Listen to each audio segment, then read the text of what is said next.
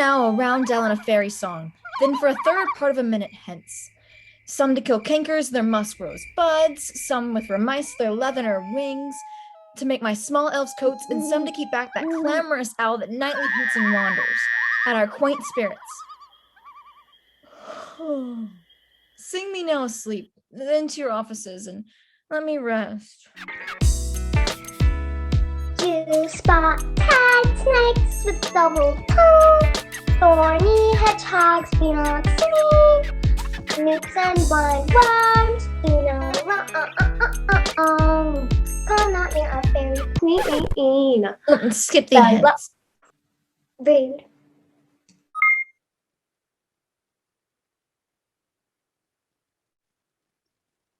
What thou see when thou dost wake, do it for thy true love. Take love and languish for his sake.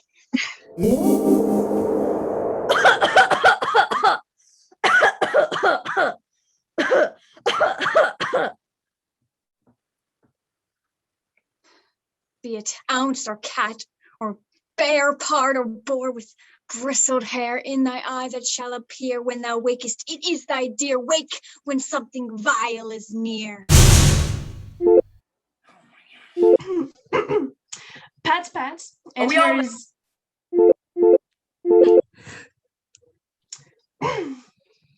and here is a marvelous convenient place for our rehearsal. This green plot shall be our stage, and we will do it in action as we will do this before the do. Petriquint. What sayest thou, bully bottom? There are things in this comedy of Pyramus and Thisbe that will never please. First, Pyramus must draw a sword to kill himself, and the ladies cannot abide that. How answers to that? By look! That would be a parlous affair. I believe we must leave all the killing out when all is done. Not a whit. I have advice to make all well. Write me a prologue, and let the prologue seem to say, we will do no harm with our swords. And for the more better assurance, tell them that I, Pyramus, am not Pyramus, but Bottom, the weaver. This will put them out of their fear. Genius. Well, we will have such a prologue, and it shall be written in 8 and 6. No, make it 2 more. Let it be written in 8 and 8. There we go. Will not the ladies be afraid of the lion? I see it, I promise you. Masters, you ought to consider with yourselves to bring in, God shield us, a lion among ladies is a most dreadful thing. For there is no more fearful thing than your wild fowl living, and we must look to it. Then another prologue must show he is not a lion. Nay. You must name his name, and half his face must be seen through the lion's neck.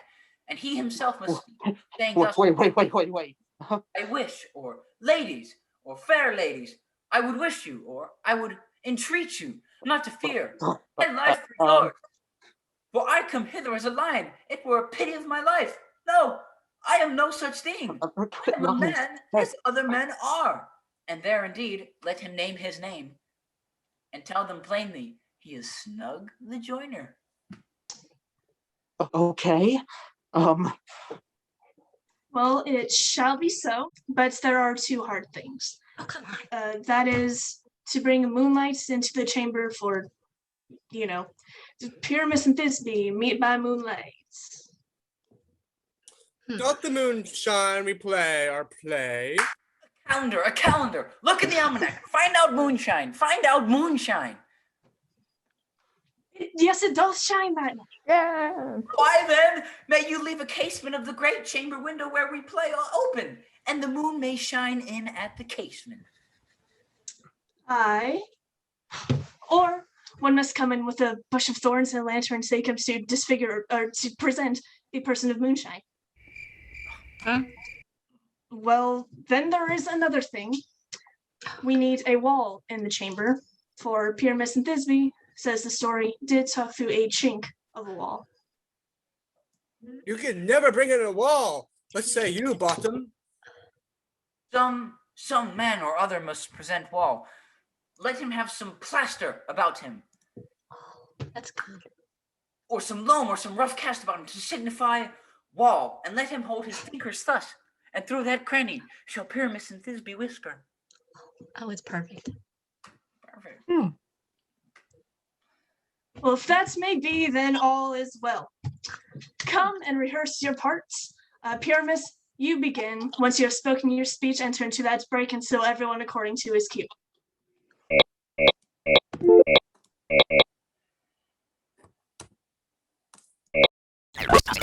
What hempen homespuns have we swaggering here? So near the cradle of the fairy queen. What a play toward. I'll be an auditor, an actor too, perhaps, if I see cause. Speak, Pyramus. Thisbe, stand forth. Thisbe, the flowers of odious savor sweet. Odorous, savor sweet. So hath thy breath, my dearest Thisbe dear. But hark, a voice. Stay thou here a little while, and by I will appear to thee.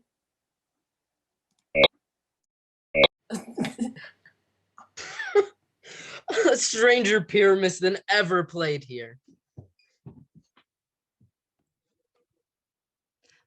Must I speak now?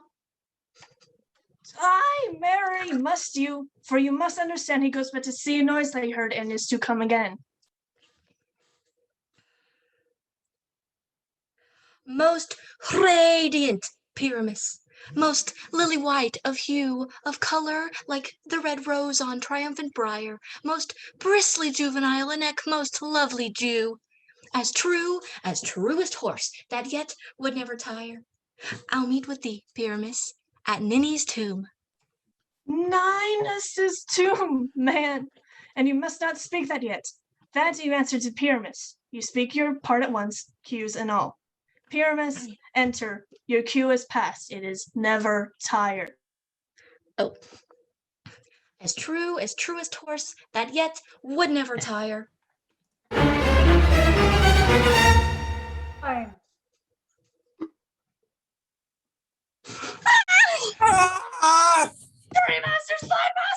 I'll follow you. I'll lead you about around, through bog, through bush, through brake, through briar. Sometime a horse I'll be, sometime a hound, a hog, headless bear, sometime a fire, and neigh and bark and grunt and roar and burn, like horse, hound, hog, bear, fire at every turn. Why did they run away from me? This is a knavery of them to make me a fear. O Bottom, thou art changed. What do I see on thee? What do you see? You see an ass head of your own, do you? Bless thee, Bottom, bless thee. Thou art translated. I see their knavery. This is to make an ass of me, to fright me, if they could, but I will not stir from this place. Do what they can. I walk up and down here, and I will sing, that they shall hear, I am not afraid. The old cock so black of hue, with orange tawny bill, the throstle with his notes so true, the wren with little quill. Pinch the sparrow and the lark, the plain song cuckoo. His notes so fully a man doth mark, and dares not answer. What angel wakes me from my flowery bed?